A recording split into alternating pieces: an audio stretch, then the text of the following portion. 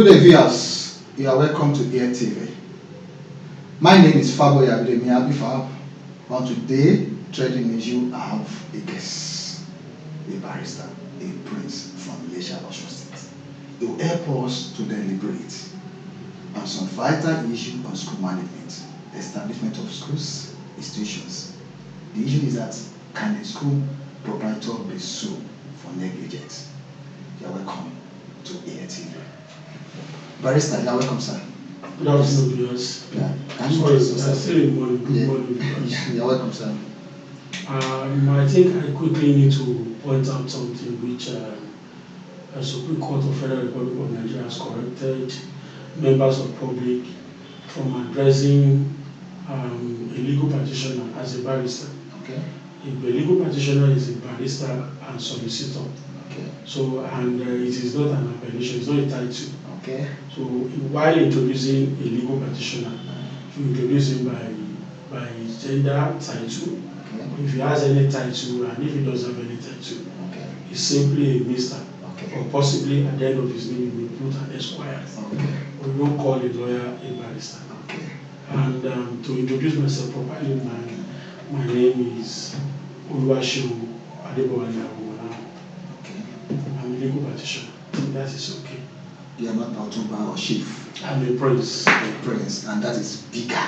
Bigger than the chieftain's title. No, in the royal kingdom, Yeah. after the king, you have princes, You have princesses, and You are princesses. welcome, sir. You are welcome. Now, we want to deliberate on the legal issue of establishment of an educational institutions. Primary school, a secondary school, and higher institutions. Can a school owner be sued for negligence? If you look at the issues you have brought, it's a little bit academic. Academic in the sense that there are topical issues in your question. One, we mentioned about establishment of a school, how to do it in a legal process. Yeah. You only mentioned on issue of negligence, whether a proprietor can be sued. It's a very big and broad issue. One, we are talking of about three or two things, if I may quickly say. One, negligence, like you use the word sued. Once you have said sued, you are probably aligning your mind to the point of a civil action. But negligence can be criminal and it can be civil, depending on the scenario that is occurring. Where it is purely civil, yes, a proprietor can be sued for negligence of his employee. But when you are talking of whether it is actionable, whether in criminal court or in civil court, then you are now making it a little bit broader. But when you narrow it to issue of suit, you are already in the balance of the civil action. So you need to conceptualize your question so that the area you want me to address, I'll be able to address it the way a lay person will quickly understand it. But the word suit is used for a civil action. Why, where you intend to pursue a criminal action, then you use the word charge. So you will probably use whether it is actionable, or whether you say whether a litigation can arise. So when you say a litigation can arise, then you are making it easy for the lawyer to be able to mention all that he needed to say about issues concerning the civil action and criminal action. But to answer the question directly without much ado, a proprietor of a school, of an institution, can be sued for wrongful act of his employee, which is under the umbrella of what we call vicarious liability. That is purely a civil action. And that is where I'm going for vicarious liability. That's where I'm going. I want to take an instance in an institution, a school. There is a vendor who comes to sell ice cream, comes in to give the school snacks. probably a child in the school pick up snacks and ate the snacks. After eating, the child got home and was purging. It involves going to a medical center. And along the line, the parents lost a child. Confirmed medically that the child ate some poisonous food from the school. And the parent of the child took it up against the school. What can you say on that? Can that vendor take responsibility, or the owner of the school take responsibility, which is the proprietor of the school? From your question, it's more or less maybe you are speaking from the layman perspective. Yeah. You are bundling all two things into one fold. You are talking of a vendor who has come to sell, and you are talking of a owner of an institution. The liability of the owner of the organization. So there are two persons in that concept. If you look at, to start with, issue of negligence start from our Lord Jesus Christ. Okay. He mentioned in one of his preachings that you are to love your neighbor as you love yourself. And he goes further to mention about the story of the Good Samaritan. Okay. Then the law is that who is your neighbor? That's the perspective that the law looks at, the heart of negligence. Negligence in the first instance before 17th century, it wasn't a wrongful act. It wasn't a wrongful act in the first instance, but time came that the tortious liability concerning negligence was developed from 1736 in England. So it came about from the you must first and foremost have a duty of care to somebody before you can bring up issues of negligence. If you don't have duty of care to that person, you may probably not be found liable on the issue of negligence. Now, having had the duty of care, then you go to the issue of whether that duty of care is breached. Okay. If you are able to establish that duty of care is breached, then you now go to what are the damages that the act done to that person. Okay. Now, the issue of who is your neighbor will arise before you can talk of who is whether you have a duty of care or not. Like, let's put it in the balance of, in the scenario you painted. You mentioned the issue that a vendor came to an institution to sell, and a child in that institution took whatever that vendor was selling, and on health issue, the student got home and developed health issues, and the hazard in that, the consumption of that article probably causes damages which may be loss of life or what have you. That whether the owner of the school can be held liable in law. Really, just like I've said, that you have actually brought out two concepts. Okay. The concept of one, the responsibility of the school owner. Two, the concept of the vendor. You know, just like I've said, before you can talk of vicarious liability, there must be employee-employer relationship between the two persons you are talking about. But when you are talking of a vendor who probably is selling to other people elsewhere other than that school, or you are talking of like in a situation where the school has contracted that vendor to sell that article to the student alone. No, there is contractual relationship between the school and the vendor. So once we have that intact, then the vicarious liability is still intact for the owner of the school. And like I mentioned on the issue of before you consider whether there's negligence or recklessness or what have you, you need to first and foremost establish whether that person on the other side, who probably is the plaintiff who will take the matter to court, whether there is a contractual relationship between them. Okay.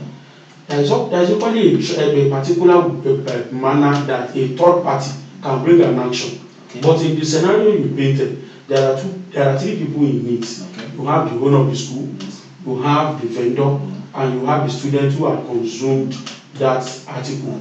Now, the school, in the first instance, has a duty of care to the students. Okay. And part of the duty of care is to ensure that, one, the environment is protected, is protected, that there cannot be any hazard that can occur to the student. Because we as parents, we know children, we know what they can do at any point in time. So in preparing your school, you have to make sure that your environment is good for the children to do every exercise they will do during the school hours. And to the extent of what they will consume about their health, whether water or food or any other kind of meal that the student will consume, you usually go the student a duty of care. Although in situating it in legal parlance so much, the student will be a subject, while the contract will have arisen from between the school owner and the parent or guardian of that student. Okay. But the duty of care you owe to the other party, who is the parent who contracted the school, is to the extent of ensuring that the student, my child, would have kept in your school, that the duty of care you owe to him or her, you make sure you exercise your obligation under the law. Okay. Now, where there is a breach of that duty of care, okay, the school owner is liable. And we will now consider the third ingredient which must be present before a particular act is actionable in thought. Okay. The third ingredient is the issue of damages. The damage that act are done to the person who consumed. Okay. We call it be considered. Where those three elements are present, okay, the school owner can be liable. But you have to first and foremost establish that before you can go into the issue of there may be direct involvement, indirect involvement. The school owner may not directly be involved in the act. Okay. It is only because he has vicarious liability. That is why the school owner is involved. Okay. But in some instances, the school owner might even be directly involved. So there is no general rule, there is no general situation in law. Okay. That is why a case is peculiar as to how the fact is presented before the court. So it depends on the matter before the court. If the matter before the court, stricto sensu, is about the fact that, the school owner did not participate in all the acts, okay, then you now go into vicarious liability. But where he personally was involved in the act, he will be liable even without the vicarious liability. Yes. There is an incident that happened recently. A school took a student to a stadium for sporting activities, and one of the students steps on the naked or wire, and she died in the incident. And the school denied incident, but after some inquiries, we found out that she was electrocuted. The case was up, and later the state took it up with the school management, not the parents of the child. With that, can become a criminal issue. What can you say about that? Although I love the way you couch your question. Yes. You did not mention the current matter which will have become sub judice if we are discussing the matter before the court. Because I would have loved a situation where I would mention that journalists should avoid the situation where you invite professionals discussing any matter before the court, because it becomes sub judice. Once you take it into the public discussing the matter that is already before the court. it's against the ethics of the profession. But since you have avoided mentioning the name, Yes. I think it's more ethical for me to a little bit concentrate on the way you are generalizing it. Now, in answering that question, I mentioned from the beginning of this interview that you mentioned the word suit, and I said suit is used in a civil matter. But now that you are taking it to where I had expected, you are taking it to the criminal subject, because for the state to be interested, it has become a criminal act. Now, in that kind of situation, without delving into the matter before the court, if I may want to let you know clearly, when you are talking of criminal responsibility, it is individual. It is not like you have a vicarious liability that another person can inherit the criminal responsibility of the other. Okay. In fact, our law even states that you cannot arrest in lieu of a suspect you cannot find. Okay. And if on that background, you cannot punish one for the offense of another. Okay. So that is to state generally. But there are, to every rule in law, there are exceptions. Okay. There are exceptions to when vicarious liability can occur in criminal issues. Okay. To say the fact, you first and foremost need to practicalize what you have just mentioned. Let's a little bit brush through the matter that is in the public domain. Before you can talk of, I mentioned something just when you were talking of the civil aspect. Yeah. I said a owner of a school can be liable in two ways. Okay. So that is directly involved, or his employee is directly involved, and then it becomes vicarious liability. Similarly, in criminal matter too, we will first of all look at the issue. It's not about general view. It's about how that occurred peculiarly. Peculiarly in the sense that who are the parties to that crime? Who are the people that participated in the evolution of that issue? How did that matter evolved? How did you arrive at the criminal act which you are talking of? Okay. Like for instance, the one we are trying to avoid is about a manslaughter issue. Okay. And before you can establish whether manslaughter or murder, you must first of all establish the cause of death. What is the cause of death? After you have got cause of death, you will now draw nexus between the cause of death and the person you are alleging of negligence. Now, in that instance, we have said after coroner inquests had been conducted, it was legally confirmed that the student died of electrocution. Now, she died of electrocution. That means electrocution was the cause of death. We don't look at how did she get to being electrocuted. You look at you trace the trend, how her activities culminated into being electrocuted.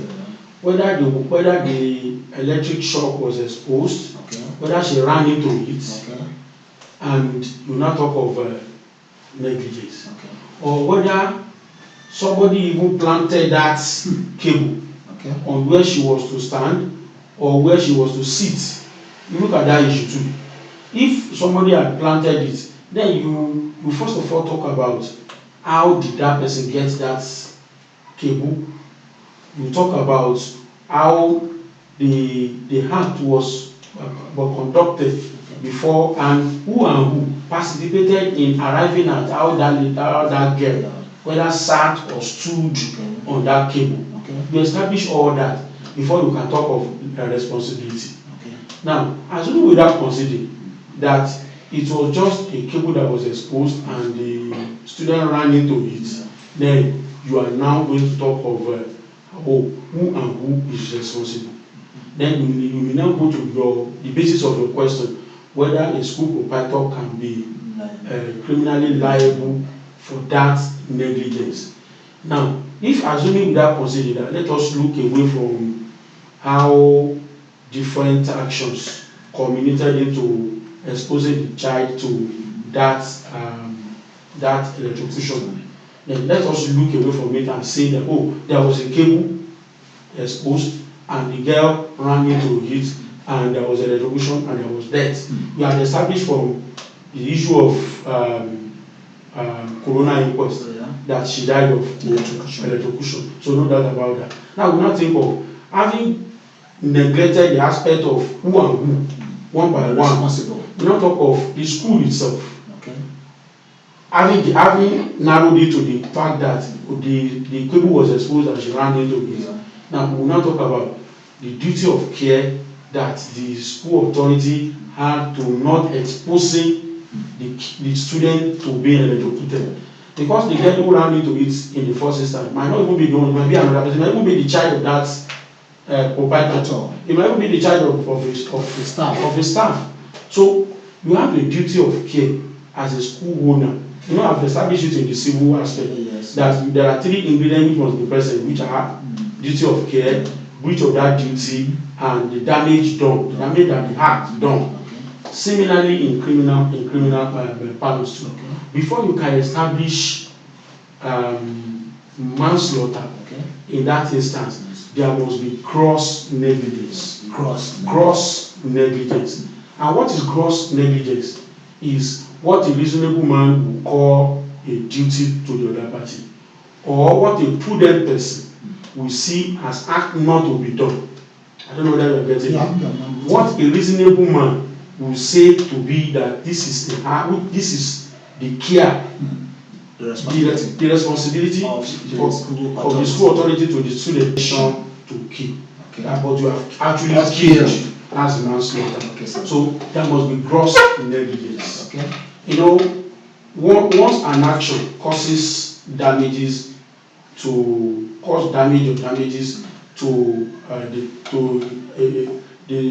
victim, and it does not occasion death, it is not gross. But once it has occasioned death, that is gross negligence. And I was equally mentioning the issue that before you can talk of whether that act is gross or not, one, you have to establish that act has caused death. And before you now establish the duty of care in that instance, you think of what a reasonable man will do to avoid that act, or what a prudent person would not have done to warrant that act.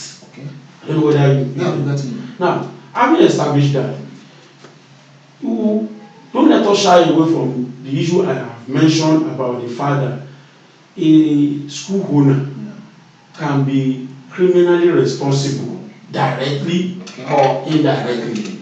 He is directly responsible where, for instance, on the issue at hand, immediately after that death occurred, we heard of different stories. Stories different from electrocution. It was even until coroner inquest was confirmed that we began to hear issues that has to do with electrocution. So, having concealed that act is a criminal from his own.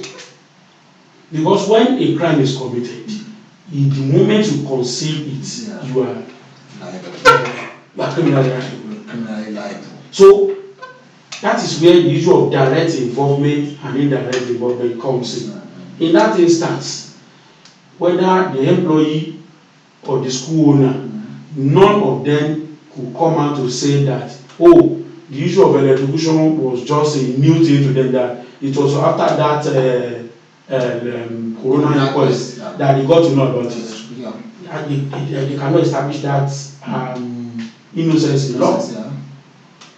But looking at the situation as it were, we understand that that was the cause of death, and having concealed the cause of death is a criminal act. Okay. And it is not limited to the school owner alone. It is limited to it encompasses of all persons around where the act. Even somebody before that act becomes before it came to the knowledge of the authority concerned. Yeah. Having heard about it and having not mentioned it to the court is essentially after the fact. Okay. That act has been conducted. Yeah. You are an employee in that school. You got to know about it, that it was an execution, and before corona inquest came, you did not mention it. That is almost everybody within that Could be charged. Could be charged because once a criminal act has been conducted, you have a duty to the state to report such immediately. And having concealed it, it is a crime on its own.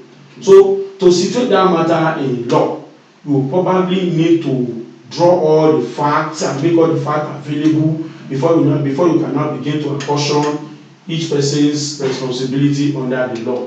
The responsibility of the employees who were available when that crime was committed is individualistic. The responsibility of the school owner who equally must have probably got to know about it even before the issue arose. Yeah. Before corona inquest is equally a criminal. Before you even go into the issue of gross negligence, which would have amounted to vicarious liability. Now, the issue of compensation. In the civil aspect, the victim or the victim family or the parent can also be compensated, though we cannot compensate death. My thinking is that instead of going criminal, attacking the school authority, the teachers, the people involved, can't the parties sit down and agree on a compensation? We're sorry, it has happened, and we want to do so many things, and these are what we want to do. Can't it happen between the parties instead of going to court, or instead of charging the school authority or those involved? You thank God you mentioned something about the concept of compensation. We both agree that nothing can compensate for loss of life. So having established that, when you talk of compensation, that compensation must first be possible before you traverse on that trend. Okay. But having established that nothing can compensate for life, you know compensation will have little or no effect in assuaging the situation, particularly when you are considering the act in itself. A criminal act is not done to an individual, it is done against the state. So there is no way the school authority can stop the state from performing its duty. He has a duty, the duty that the state has to individual, whether citizen or non-citizen in that country, is equally a duty of care, which is to the effect that once there is a criminal act, in order to prevent the occurrence, in order to guide against law and order in that country or in that state, a criminal must be punished for his act. So it is the state who determines criminal responsibility, not the individual victim or the family of the victim. But when we are now talking of compensation can come in two different folds. One, Lagos State government has just introduced what is called restorative justice. Okay. Even when the other party who is said to be negligent, who is said to have performed that criminal has been criminally responsible, and there is conviction and there is sentence, the court is now empowered to find a way to bring about restoring the victim in any way possible. Assuming without considering that it has to do with loss of property.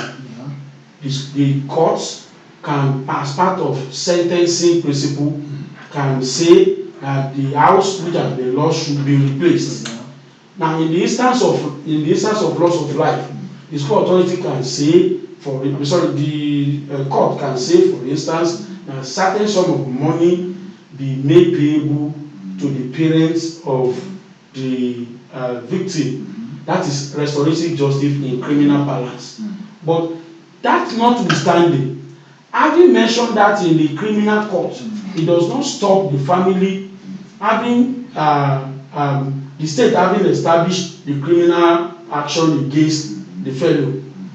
After conviction, after sentencing, the family of the victim can equally take a civil action against that institution. And having taken a civil action against the institution, already there is a sentence, there is a conviction. Okay. You take it off from there, and having established that gross negligence, it is actionable, and upon arriving at a conclusive end, okay, the court can award damages, whether special or general, to the victim's family. In conclusion, what's your advice to school management, school owners, school proprietors, and parents on these issues we just discussed? My advice is a big concept. When you are talking of advice to a lawyer, you are more or less going professional. So if anybody wishes to have legal advice, the better way to do it is to consult a lawyer for legal advice. But to advise on the issues generally, I will really say, love your neighbor as thyself. And who is your neighbor? Your neighbor is the next person to you. Your neighbor is the person that your heart will affect in eventuality. Like we already have it in Africa, even before Jesus Christ preached the principle of love your neighbor as thyself. There is a particular proverb in African parlance that if you throw a stone into the market, the person that stone will hit is your next neighbor. So your neighbor is that person that your heart will affect. So always think of the person that heart will affect. Once it affects that person is your neighbor in the eye of the law. So be careful, be watchful, and be responsible in every act you do. Ensure that your heart will not cause another person any harm. Thank you. That's my advice. So we've heard from Prince Almadaran. Love your neighbor as yourself. For school owners, parents, I believe you must have learned a lot in this series. You can contact us on this phone number being scrolled on the screen, EATV Africa. Thank you. Bye for now.